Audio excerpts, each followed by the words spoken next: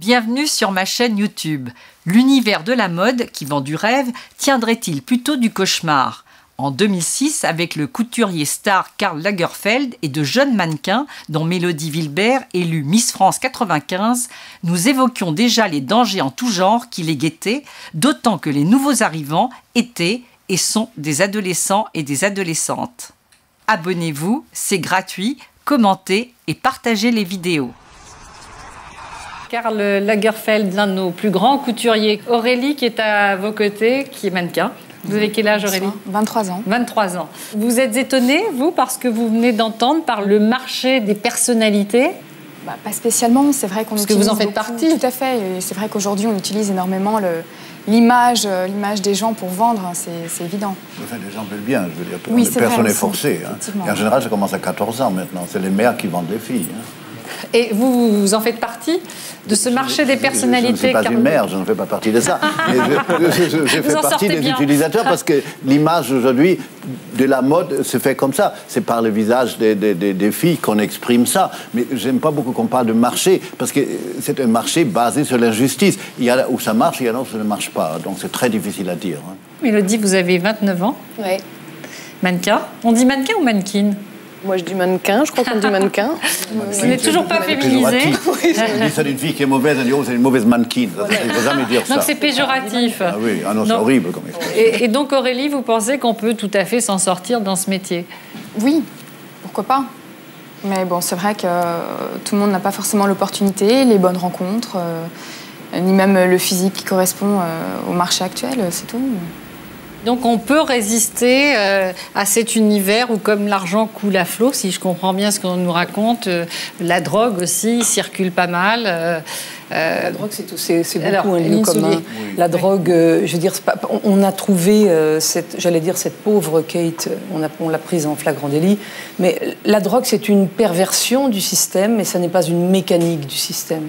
Il ne faut pas que les jeunes filles croient qu'il faut se droguer pour réussir, c'est complètement faux. Et anorexique, c'est pareil. Maintenant, on entend anorexique comme on entend anorexique comme très maigre, ou plus que maigre, puisque l'anorexie, c'est proche de la mort, c'est un terme médical, anorexique.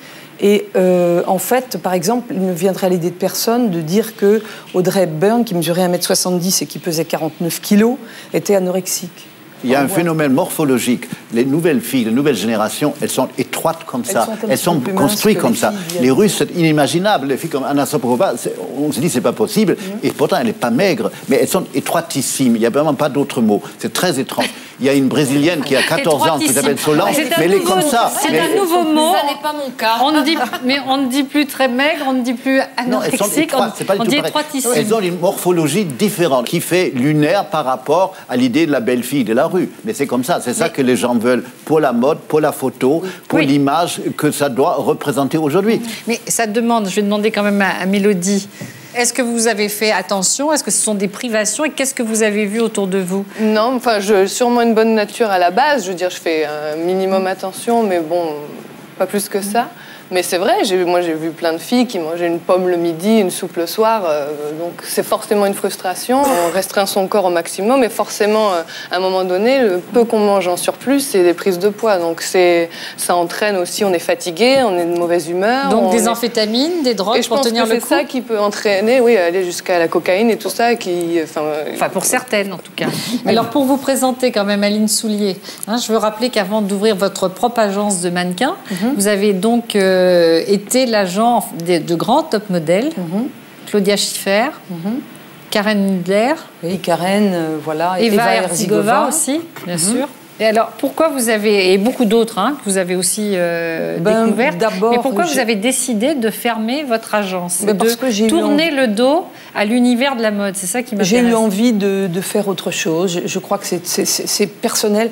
Il n'y a pas vraiment d'explication logique, rationnelle. Mais ras-le-bol j'avais envie d'écrire, ouais. ras-le-bol un petit peu aussi du milieu. J'avais envie d'écrire et de raconter la vie d'une femme avec des mannequins et pas la vie d'un mannequin. Mais qu'est-ce qui a bougé dans l'univers des mannequins? D'abord, on les prend de plus en plus jeunes et je ne voyais pas et je ne vois toujours pas ce qu'il y a de gratifiant et d'intéressant et de formidable à parler à une jeune fille de 14 ans, quand on est agent, Parce qu'on a la fille sous ses yeux, sous son aile, sous ses ailes, toute la journée. Parce qu'à cet âge, il faut vraiment les materner, les diriger. Donc, je ne voyais pas ce qu'un agent pouvait faire avec des filles de 14-15 ans. On n'est pas leur maman, quoi. Et vous, Karl Lagerfeld, vous trouvez ça bien que ce soit des filles de plus en plus jeunes ou vous le regrettez? Non, je ne regrette absolument pas, oui. Parce qu'elles amènent quelque chose de nouveau dans la beauté, dans les types de la beauté. Quand les filles qui ont commencé très jeunes, mais comme Kate Moss qui a commencé à 14 ans, elle a amené quelque chose qui n'existait pas avant. Il y a très peu élus. Et ce métier est dangereux pour les filles qui ne sont pas les élus, entre guillemets. Mais pourquoi, Karl Lagerfeld, ça, on ne peut pas expliquer. Peut-être qu'on les choisit très jeunes parce qu'elles n'ont pas de problème de poids, justement, à 14-15 ans. Et puis ensuite... C'est facile. Il faut les dégrossir un peu quand même, parce que des fois, peut-être qu'on les paye bruit de coffrage. Oh, c'est terrible, les dégrossir. Mais moi, je ne les vois pas, parce que moi, je vois déjà un pré-choix d'un pré-choix d'un pré-choix. Le casting est une chose presque humiliante. Ils sont là, on leur dit non, pas bien. C'est absolument atroce, dans l'absolu. Moi, je ne fais jamais les castings directement, parce que j'aurais de dire à une fille, ah non, ça ne va pas, non, quelle horreur. Ça, je déteste. Absolument. Vous laissez le sale boulot aux autres. Sale boulot, c'est pas un sale boulot, c'est des métiers où on ne peut pas dire c'est sale boulot, malheureusement, c'est comme ça. Est-ce que c'est dangereux pour des jeunes filles? Ça l'a toujours été. Ce sont des adolescentes quand même. Oui, tout à fait. Et maintenant, ce que je déplore... Elles ne sont pas, comme on dit, finies.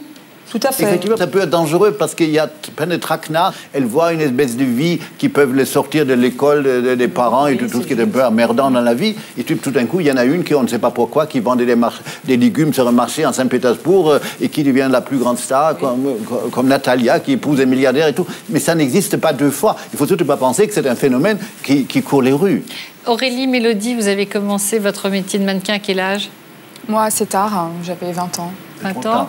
Oui, c'était trop tard. C'était tard. Oui, c'était trop tard. Pourquoi?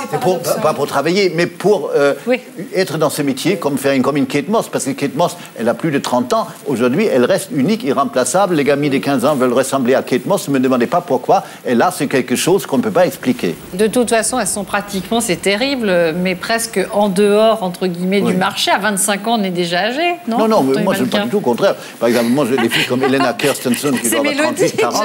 C'est trop sublime. Il y a vraiment 1000 façons d'être mannequin. Il y a cette petite frange de 0,5% qui arrive à être top modèle. Il y a quelques, je sais pas, un petit 20% de filles qui en bossent bien, que c'est des filles qui gagnent plutôt bien leur vie, qui s'amusent, qui font des côté boulot plutôt sympa. Puis il y a un gros pourcentage, il faut le dire aussi, hein, peut-être de 60-65% de filles qui sont là, qui traînent dans des apparts de mannequins, qui mangent des fois une pomme parce qu'elles peuvent rien s'acheter d'autre à manger.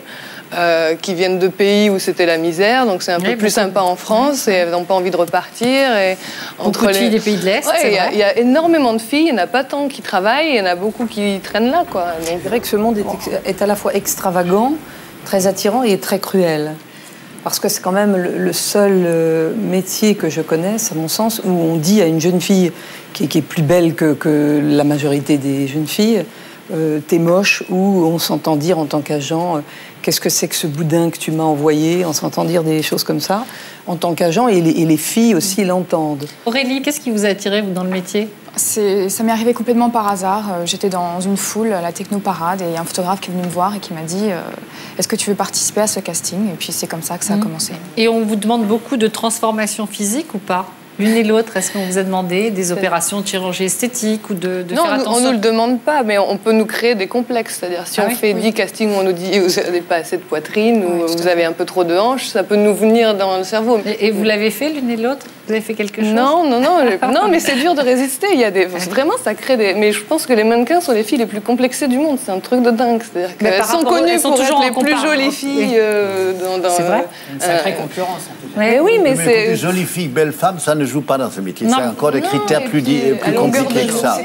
C'est pas forcément l'homme de la rue qui trouve la mannequin, comme vous dites, démaquillée en jeans et basket dans la rue, qui la trouverait sexy. Pas ça du tout. Quelquefois, quand elles arrivent, les plus célèbres, on sait à peine qui c'est. Et démaquillée, on reconnaît quelquefois même pas le visage. Entre les grandes lunettes, les bonnets et le reste, on ne sait pas qui c'est. Quelquefois, elles arrivent au studio, on se demande qui c'est. Et comment vous êtes, vous, démaquillée?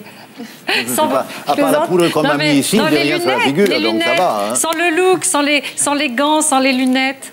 Je voudrais voir vos yeux. J'aime pas mes yeux parce que, comme je suis un peu myope, ça donne des yeux tristes qui ne correspondent pas à ma personnalité. Ça fait partie c'est mon maquillage portable. Oui, parce que évidemment, vous, c'est tout le travail quand même sur. Il n'y a aucun travail. Moi, je ne suis pas. Je suis entièrement improvisé. Ça se fait au hasard, des choses comme ça. Je me considère comme une marionnette que je manipule. Donc, c'est très bien, vous savez. J'ai un très bon rapport avec moi-même. Je peux me moquer de moi. Je peux me moquer de faire ce que je veux. Je fais ça, je veux ça. Je veux dire, j'ai pas de problème. Ça me fait rire. N'hésitez pas à vous abonner, ça ne coûte rien, et à commenter les vidéos.